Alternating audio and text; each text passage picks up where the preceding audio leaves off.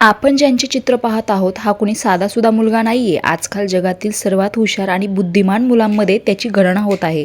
याचे नाव आहे देवव्रत महेश रेखे, जो अहिल्यानगर महाराष्ट्राचा रहिवासी आहे।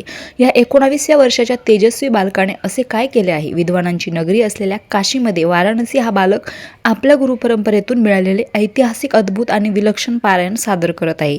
त्याच्या या कार्याने सर्व विषयांचे विद्वान आश्चर्यचकित झाले आहेत। देवव्रत कोणतेही पुस्तक न पाहता, कोणतीही चूक न करता सलग 50 दिवसापासून लिलया सुमारे 25 लाख पदे आणि करोडो शब्दांची राशी बोलून दाखवली आहे।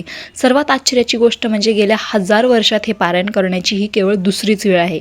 तो एकाच वेगाने हा संपूर्ण पाठ सरळ तसेच उलट क्रमाने म्हणजेच दंडक्रम बोलत आहे। यालाच दंडक्रम वेद पारायण असे म्हणतात। या अद्भुत आणि चमत्कारिक बालकाची चर्चा आज संपूर्ण भारतभर होत आहे।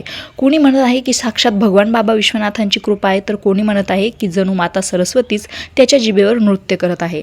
महाराष्ट्राच्या मातीला ज्ञानाचा आणि अध्यात्माचा प्रचंड मोठा वारसा लाभला आहे। हेच पुन्हा एकदा सिद्ध केलं अहिल्यानगर अहमदनगर येथील अवघ्या 19 वर्षाच्या देवव्रत महेश रेखे या तरुणाने।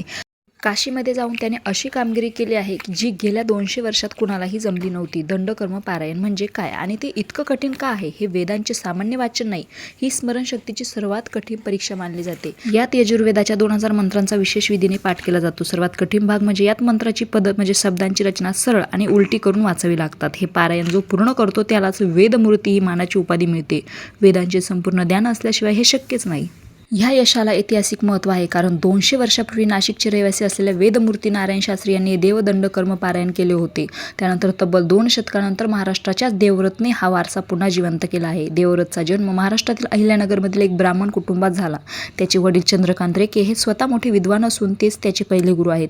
देवव्रतने वयाच्या अवघ्या 5व्या वर्षापासून वेदमंत्राचे उच्चारण करण्यास सुरुवात केली होती। आज वडिलांचे संस्कार आणि स्वतःची मेहनत याच्या जोरावर तो वेदमूर्ती झाला आहे। रामकृष्ण हरी।